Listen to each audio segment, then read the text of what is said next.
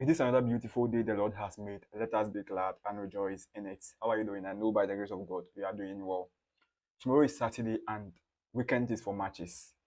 For weekends we sit down, we sit behind our television, we watch all matches going on across the world of sports, from the English Premier League to the Spanish La Liga, the Italian Serie A, the German Bundesliga, and in the French League 1. Some will go far away in America and watch Inter Miami. Others will travel to Saudi Arabia to watch Al Nassr. But we are going to concentrate on the top five major leagues in the world at the moment. There will be a lot of matches over the weekend, and we're starting from the English Premier League. But before that, don't forget to subscribe to the channel. It's Albertine Sports. You subscribe and then you also turn on the notification bell. And then you also share for other people to get access to the video. So the English Premier League tomorrow, it's when you'll be starting the week 10 matches, and the first match in the English Premier League is going to be at the St James's Park, where Newcastle United will be hosting Arsenal. And this match is going to be a difficult match for both sides because both of them are coming from their previous matches, which none of them won in their last match they played. Arsenal drew to Liverpool, and then Newcastle in the Premier League lost to Chelsea. And later on, they won in the EFL Cup against Chelsea by 2 goals to 0. But this is the Premier League against Arsenal. Arsenal would like to win this match to make sure they can fight because they want to fight for the Premier League this season. So they'll make sure they win this match. And then Newcastle would also like to win this match to come forward because currently they are 12 on the table with only 12 points. So a win for Newcastle United can move them from 12 to come forward. And then that makes this match a bit difficult for both sides. Arsenal are suffering from injury crisis because the previous match they played, Gabriel Magalhaes suffered an injury. William Saliba was sent off, but he'll be available for the match against Newcastle United. Calafiori was injured.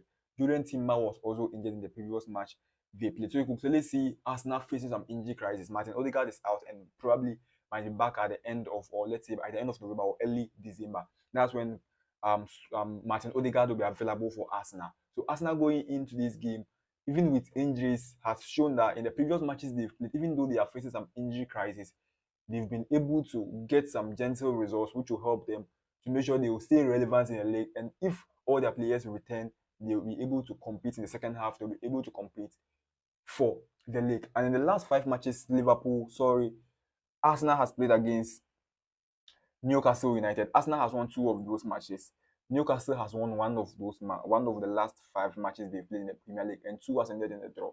You will clearly see Arsenal a bit favorites when it comes to this particular fixture. And the last 5 matches for Arsenal in the Premier League this season, in the last 5 matches they've played, they've won 2 of those matches. They've drew 2 of those matches, and they've lost only one out of the last 5 matches they've played in the English Premier League. On the other hand, Newcastle United in the last 5 matches are winless. So out of the last 5 matches they've played in the Premier League right now, they are winless with 0 win, 2 draws, and 3 loss. So you could clearly see going into this match, the form of Newcastle United is not on top, and then they are not playing very well in the English Premier League. In the last 5 matches specifically, they've played in the English Premier League. This match is going to be a difficult match for Arsenal, but I don't think Arsenal can afford to lose this match or drop a point in this particular match because they would like to win the Premier League. For the past 2 seasons, Arsenal has been competing for this particular trophy for the past 2 seasons, and this season, especially with Manchester City, recently suffered some players suffered injuries which they are not performing at the highest level.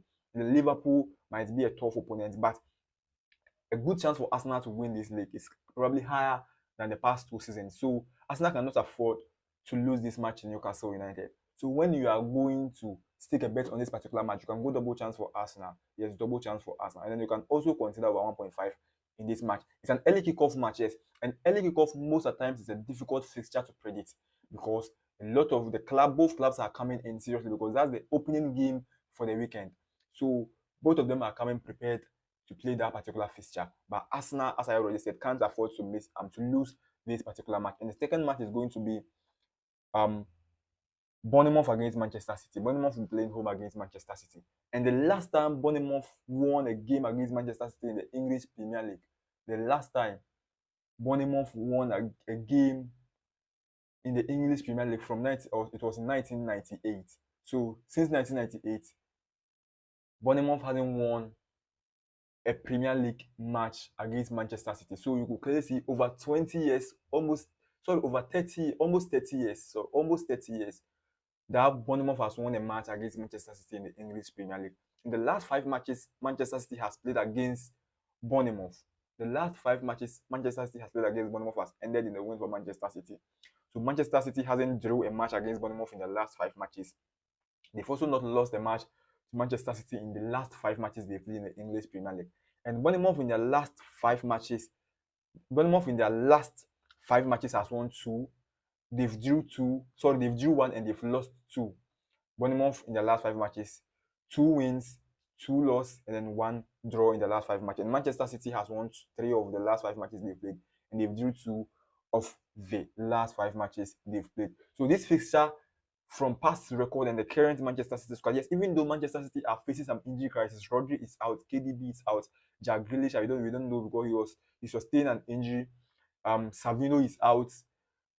Jeremy Doku, they are facing a lot of injury crisis, but I think Manchester City have enough quality to be able to beat Bournemouth, especially a Bournemouth side that struggled to play Manchester City for many years now. I think Manchester City will end up to win this particular fixture by tomorrow. Liverpool will be playing at the Anfield Stadium.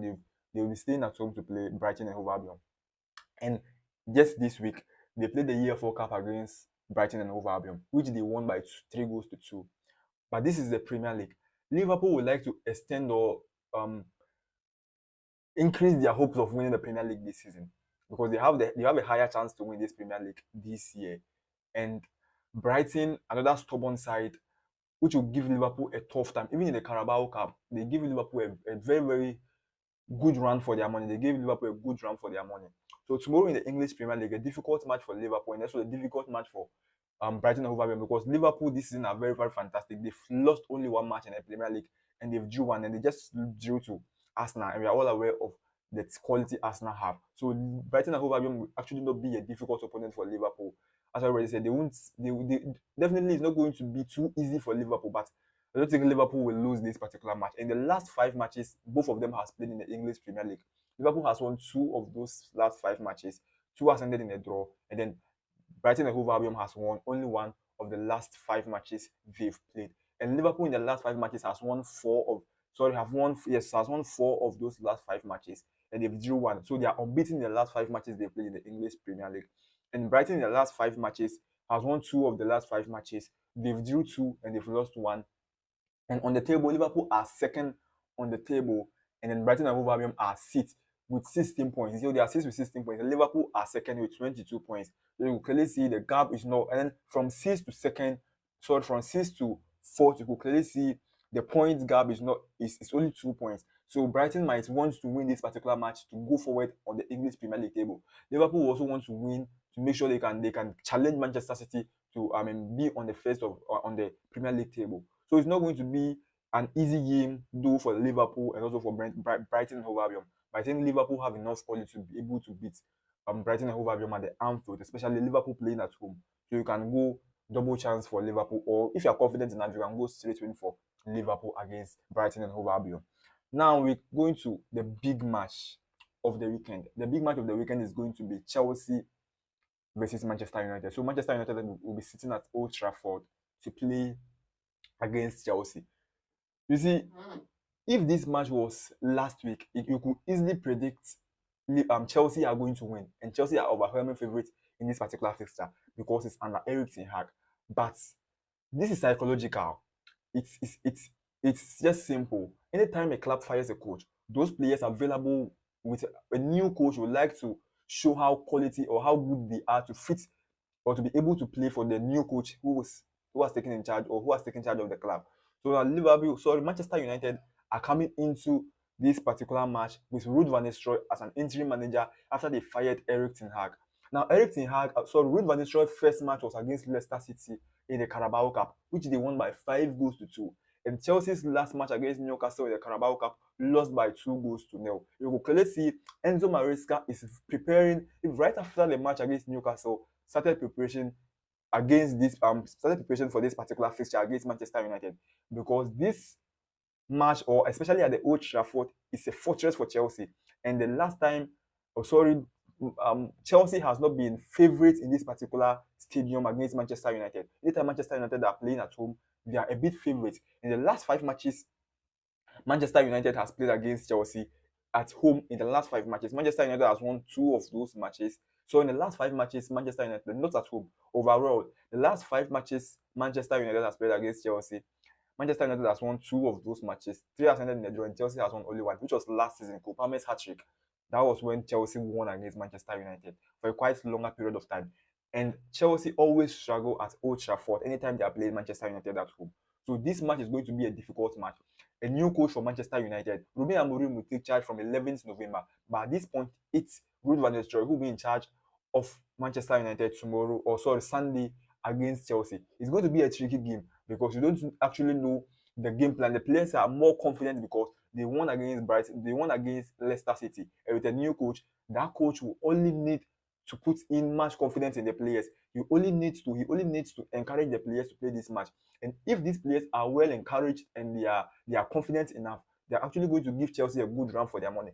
Chelsea have enough quality. This season there has been a revelation that as compared to last season, they've been solid and they are playing very, very well. And on the table, they are fit. Manchester United on the league table are 14th. So you could see Manchester United didn't start the season very well under Erik ten Hag. And now this man who was struggling with Manchester United is fired. And now the deputy is the one taking over, who would like to twist it and also like to make a statement at Manchester United that even if the time Manchester United fired Erik ten Hag, I took over and I saw somehow revive the club from a deteriorating state to at least a point that they were able to beat Chelsea. It's going to be a difficult match. It's not easy to predict this particular match, but don't forget, last week, this match don't, or sorry, last season, this match ended in a 4-3. So it produced 7 goals in the second leg of this particular match. Kopama scored a hat-trick. So this match is not going to be a match which is going to produce less than 2 goals. Yes, this match will not produce less than 2 goals. So you can go for over 1.5 in this particular match. Chelsea, as it stands now, based on the recent form of both clubs in the Premier League, are favourites. Chelsea, based on both of the clubs' performance in the Premier League this season, Chelsea are favourites. But the confidence in which Manchester United have prior to this match, especially their win against Leicester City, makes the match a bit complex and a bit complicated for Chelsea.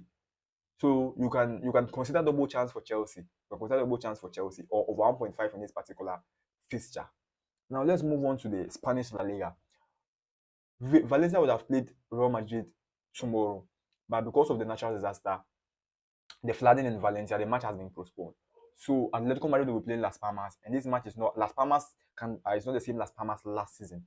They are not too good this season, even though they were able to get a draw against Madrid early part of the season.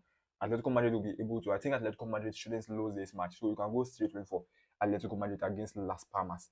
Now Barcelona will be playing Espanyol at home. The last time Espanyol won a La Liga match against Barcelona was in 2009, February. It was in February 2009. That was the last time Espanyol won a La Liga match against Barcelona in February 2009. In the last 5 matches Barcelona has played against Espanyol in the Spanish La Liga, Barcelona has won 3 of those matches and 2 has ended in a draw. 3 wins, 2 draws in the last 5 matches against Espanyol. In the last 5 matches for Barcelona in La Liga this season, Barcelona has won 4 and they've lost 1, and the lose was against Osasuna. And Espanyol in the last 5 matches in the Spanish La Liga this season, the last 5 matches has won 1 and they've lost 4. So you could clearly see Espanyol are not in that good form. They'll be able to cause a havoc, especially Barcelona playing very, very well in the Spanish La Liga under Hansi Flick. They just beat Real Madrid just recently at the Bernabeu. So Espanyol is not a difficult opponent. Yes, it's a local derby, because both clubs are from Catalonia, and this is a local derby for both the league, from the league. But this Espanyol team don't cause any threats to FC Barcelona. Yes, they do not cause any threat as a rival club. Yes, as a rival club, they do not cause any threats to FC Barcelona. I think with this form, as if we could go in for some rotation, we are getting information that Frankie de Jong could start, and then Olmo could also start the match. So Pedri and then Marc Casado would be on the bench. Will probably be on the bench for the match against Espanyol, because Espanyol will not actually going to be. It will not be any difficult match for FC Barcelona on Sunday, and they are hoping to extend the lead. The lead on the Premier League, in the Spanish La Liga table. Now in the Italian Serie A, there's one man who is doing something people are not really talking about. And because the Italian Serie A is not the Spanish La Liga or the English Premier League, people are not really talking about it. This man came to England and he won the league. He went to Italy with Inter Milan, won the league, left the club. Now he's at Napoli. Napoli last season didn't even qualify for the UEFA Champions League. They didn't even qualify for an European competition. So this season they are playing only in the Italian Serie A. And with Napoli, Antonio Conte's Napoli this season, after 9 matches, has won 7, they've drew 1, and they've lost 1. They are on top of the league with 25 points. The second, or the club behind Antonio Conte's Napoli, is Inter Milan. They're the defending champions of the Italian Serie A. They have only 21 points. So Antonio Conte has extended the gap between the first to the second with 4 points. Now, you play Atlanta tomorrow. And Atlanta are third on the table. Atlanta are third on the Italian Serie A table, the Scudetto table. So how is this match going to be? Because Atlanta are on form under Gasperini. Ademola Lookman and his guys are playing very, very well in the Italian Serie A. It's going to be a difficult match. It's going to be a difficult test for Antonio Conte. When this match will clearly make people more confident, or it will make the team more confident, and they might be able to win the league, because these are clubs that are difficult opponents to play in the Italian Serie A. So if you are able to win this particular match against Atalanta, means you can beat most of the clubs in the Italian Serie A. And how things are going with the form of with the form of Napoli under Antonio Conte, and the kind of players he have, the quality he have, and his ability to redeem players from a bad state to become top class players. Now people are talking about Billy Gilmore. Billy Gilmore was in Chelsea. He went to Brighton and Hove Albion, and now at Napoli, he's having a good season. Scott McTominay at Manchester United became a surplus to requirements. Everything Hack didn't use him for anything. They don't want to do anything with him at Manchester United. Now he's at Napoli playing very, very good football. Romelu Lukaku, we don't know what and Antonio Conte has done with Lukaku. Anytime he's playing for Antonio Conte, we see a world-class striker. But anytime he's not playing for Antonio Conte, he becomes a normal player. So now Antonio Conte's Napoli will playing, as already said, Atalanta. A very difficult match. But I don't see Napoli losing this particular match. So you can go double chance for Napoli. And I think you'll not miss out from there. Now, it's weekend, and we all need to get money. We all need to make money over this weekend. And I've produced my 2 betting code for my viewers. So they are sporty bet codes, yes. So the first code is 6039F7. 6039F7. This is 30 odds. So with this code, they are 30 odds. So you stake, then you'll be able to win probably. And then the second one is 16253D. 16253D. This is a 10 odd code. Yes, so you stake, and don't forget to bet responsibly. Don't forget to bet responsibly. If the money is not for you, don't use it to stake. If the money is not for you, don't use it to stake bet. Yes, so don't forget to subscribe to the channel Albertine Sports on YouTube. So subscribe and also turn on post notification bell.